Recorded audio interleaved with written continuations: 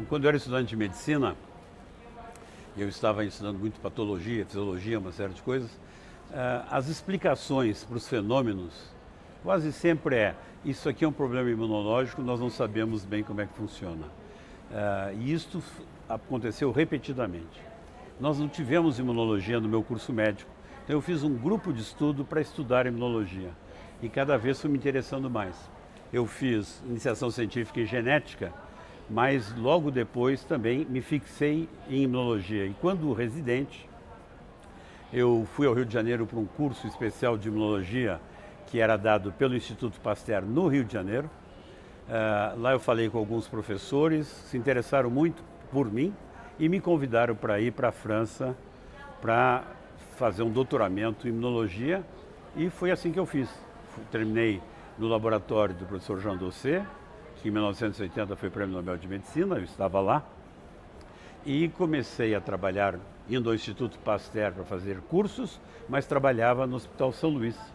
E fui progredindo dentro do serviço do professor Dosset, e alguns anos depois, 2 anos depois, o meu chefe direto foi para Israel para fazer um ano sabático, e eu fiquei como chefe temporário e depois fiquei como chefe efetivo do laboratório, mesmo sem ser ainda doutor em imunologia. E isso nós estamos falando, eu fui para lá em 78, Dosset ganhou o Prêmio Nobel em 80, aí em 82 ele me convidou realmente para ficar e foi uma dúvida cruel, mas aí eu resolvi voltar. Em 83 voltei para o Brasil e voltei para Porto Alegre, onde que eu sou originalmente. E entrei na Universidade Federal do Rio Grande do Sul, em que eu dava aulas no departamento de biofísica, mas sempre com um viés na área de imunologia. E como na França nós tínhamos sido os pioneiros para fazer anticorpos monoclonais, eu estabeleci a tecnologia de anticorpos monoclonais aqui. Na França, eu trabalhei com o Prêmio Nobel, Jean Dosset, que descobriu o sistema HLA, ou os antígenos leucocitários humanos, e a sua grandíssima importância em tudo que é transplante. Então, trabalhei bastante em transplante, imunologia de transplante. Aqui em São Paulo, em 1985, o Instituto do Coração queria retomar transplante cardíaco, o programa de transplante renal já era bastante importante, e eles careciam de um médico com uma boa formação em imunogenética e histocompatibilidade. Então me convidaram e em março de 85 eu vim para o INCOR, bem na época em que o presidente Tancredo Neves estava internado no hospital e veio a falecer. Eu estava dentro do hospital, porque eu fiquei no hospital até conseguir um lugar para alugar aqui em São Paulo. Bom, aí estabeleci um laboratório de histocompatibilidade, começamos a trabalhar e isso foi progredindo e eu fui assumindo várias funções dentro da imunologia de transplantes e depois também dentro da imunologia de doenças cardíacas, e o nosso trabalho foi cada vez se expandindo mais. Bom, aí então eu estava no INCOR, eu era professor da Faculdade de Medicina, professor assistente, fiz a livre docência em 1990 e fui convidado, né, houve uma seleção do Howard Hughes Medical Institute para alguns pesquisadores fora dos Estados Unidos. No Brasil foram 5 pesquisadores e eu fui um dos que foi selecionados. Isso foi muito importante para a minha carreira, porque o Howard Hughes nos levava a uma exposição internacional muito grande, nos dava um bom dinheiro para pesquisa e uma exposição, e ter o título de ser Howard Hughes abria muitas portas. E eu fiquei durante esse período, esses 5 anos, e continuei progredindo na carreira, já livre docente, já Howard Hughes, e aí em 1998 abriu a possibilidade de me transformar um professor titular e chefe da Imunologia Clínica e Alergia dentro do Hospital das Clínicas do HC. Eu fiz o concurso, eu ganhei o concurso, então além de todo o trabalho que eu tinha nesse primeiro laboratório do INCOR, eu incorporei mais um outro laboratório e todo um serviço clínico, e nós continuamos aí progredindo e tivemos aí várias, conseguimos fazer muitas coisas nesse serviço. eu fui me integrando também cada vez mais na universidade, na faculdade, assumindo várias posições, até que em 2005 houve uma grande crise no INCOR e também na Fundação Zerbini. E apesar de não ser cardiologista, mas por estar estabelecido no INCOR e por ser um professor titular, me convidaram para eu assumir a presidência do INCOR e a presidência do conselho curador da Fundação Zerbini, que estava com problemas reais. E foi um tempo de muito estresse, muita dedicação, em que eu ia sempre no laboratório, mas me dedicava muito. Conseguimos recuperar o INCOR. O INCOR saiu do buraco, mas eu continuei ainda presidente do conselho da Fundação Zerbini até 2017. Bom, o trabalho continuava avançando e em 2011, quando o Alckmin foi reeleito aqui em São Paulo, e ele chamou o secretário de Saúde, Giovanni Thierry. Giovanni pediu mais uma vez a minha ajuda. Ele já tinha me pedido para ajudar no Instituto Coração. Agora ele disse que o Instituto Butantan está falido, não está fazendo muita coisa, é um instituto importante para o Brasil. Eu queria que você assumisse o Instituto. Então, sempre mantendo a minha posição no INCOR e na Faculdade de Medicina, eu assumi o Instituto Butantan. Mas aí nós conseguimos reverter a situação, primeiro investindo muito na fábrica de vacina da gripe, que existia já há algum tempo, mas que não era operacional, que nós colocamos operacional, começou produzindo 7 milhões de doses, depois chegou a 15 milhões, que era o limite máximo que ela havia sido concebida, mas aí trabalhando com os engenheiros, eu mesmo envolvido, nós começamos a mudar alguns gargalos na fábrica, fomos aumentando até 60 milhões. Com essas 60 milhões de doses, o Butantan ficou muito bem de recursos. E esses recursos eu apliquei para fazer uma série grande de projetos extremamente importantes, né? Renovamos totalmente a produção de soros, nós terminamos a fábrica da raiva, nós fomos adiante no projeto da dengue que estava engavetado, fizemos a fase 2 da dengue, começamos a fase 3, construímos a fábrica da dengue, reestimulamos toda a ciência, promovemos bastante o cientista e lá fiquei até janeiro de 2017 e quando eu saí, por razões políticas, né? Infelizmente, talvez nós estivéssemos aparecendo demais, o Butantan apareceu demais e isso dava inveja para muita gente, principalmente políticos, que achavam que a minha progressão do Instituto Butantan seria para eu almejar algum cargo político. Eu nunca quis ser político na vida, quis sempre ser cientista.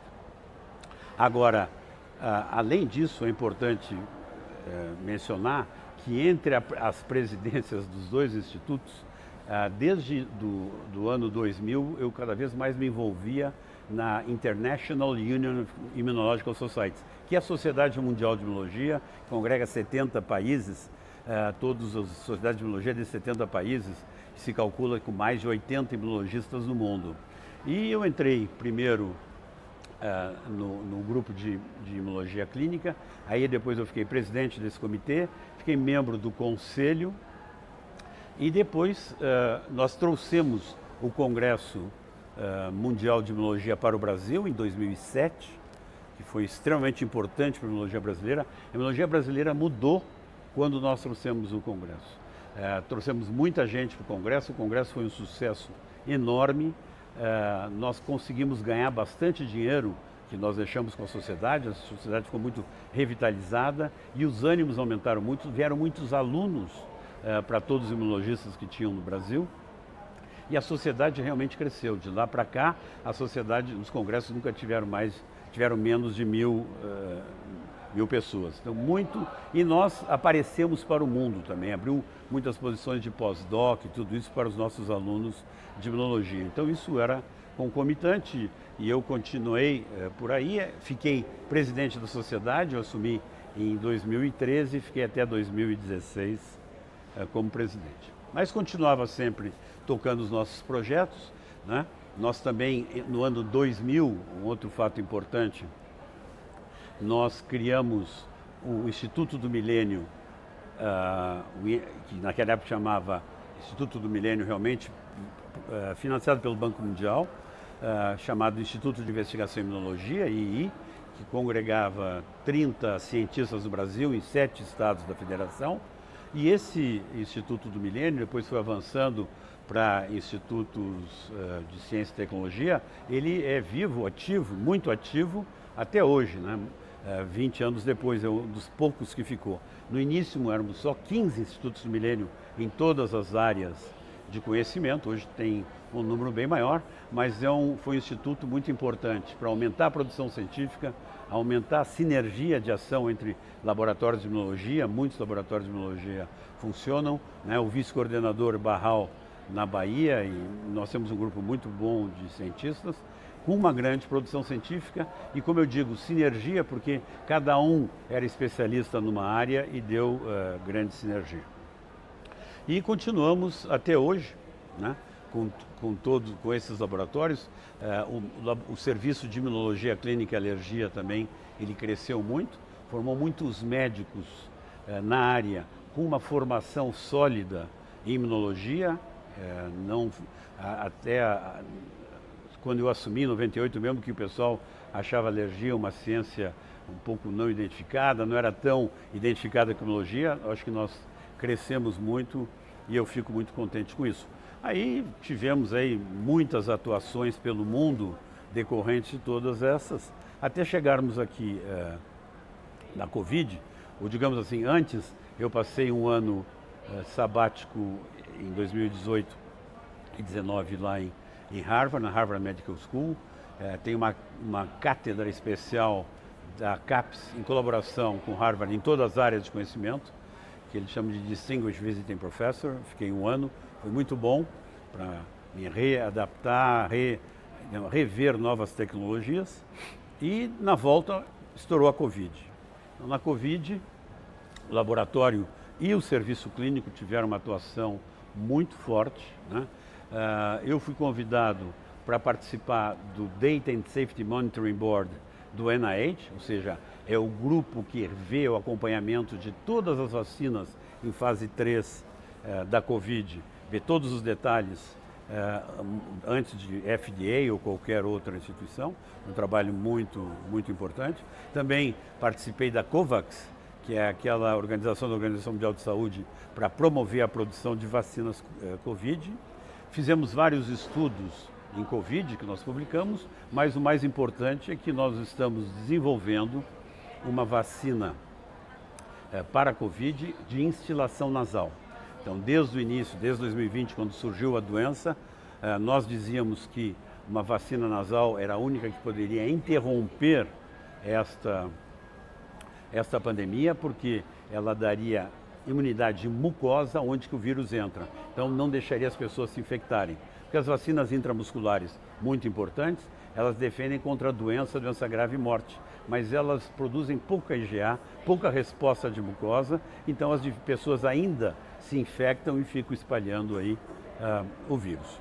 Nós avançamos muito, nós terminamos toda a parte experimental, nós estamos trabalhando agora na produção industrial para iniciarmos as pesquisas clínicas, e eu acredito que isso aí vai ser um grande passo também, porque o Brasil precisa fazer os seus produtos do qual precisa. Um país desenvolvido resolve os seus problemas com a sua ciência e tecnologia e não só olha para o norte para vir esperar a solução. Então estamos trabalhando ativamente. Então eu contei aqui para você uma história de 40 anos, mas eu não parei. Eu continuo aí muito ativo, adoro o que faço, adoro imunologia e pretendo levar a imunologia brasileira ainda mais para frente. Quando eu comecei a trabalhar em ciência no Brasil, a nossa ciência era muito incipiente. Programas de pós-graduação ainda eram muito incipientes, tinha pouco recurso, os laboratórios eram muito mal equipados. A minha geração, então estou falando aí de 40 anos atrás, 30 anos atrás, muita gente saiu para o exterior e fizeram formação nas melhores tecnologias e voltaram e criaram uma massa crítica muito importante, que é a massa crítica que nós temos no Brasil. Nós perdemos muita gente para o exterior, mas tem muita gente aqui e muita gente boa. E existem laboratórios muito bons. O financiamento da ciência, ele sobe e desce, dependendo do governo, do conhecimento, mas não impede com que a consolidação da ciência seja cada vez mais importante. E o que foi muito importante nessa pandemia é que a sociedade entendeu como é importante ciência. Quando nós tivemos a ciência liderando as resoluções, as mais variadas durante a pandemia, elas eram as corretas. Então a sociedade está entendendo ciência. E o que nós precisamos no Brasil é que a sociedade entenda que a ciência seja forte, porque é a sociedade civil que vai apertar os políticos e não deixar os políticos destruírem a ciência para fazer projetos que lhe são mais interessantes financeiramente ou politicamente, o que seja. A ciência é muito importante. Os políticos têm que ver isso como um investimento para o futuro. E nós temos que nos consolidar cada vez mais. E nós temos que consolidar muito na pesquisa básica e também ter a pesquisa de tradução que levem a produtos que sejam importantes para o nosso país. Né? Quando diretor do Butantan, eu empurrei muito a vacina de dengue. Fizemos fase 2, eu comecei a fase 3, não sei por que até hoje não terminou, mas era a vacina mais promissora que tínhamos. Assim, há vários produtos. Nós temos que saber levar os produtos até que seja prateleira. E para isso nós temos que ter um fundo contínuo de pesquisa básica muito forte, porque a gente não entra nessa corrida só na última baliza. Nós temos que entrar desde o começo, porque senão nós não teremos a vantagem de ser os descobridores e trazermos coisas novas para o nosso país.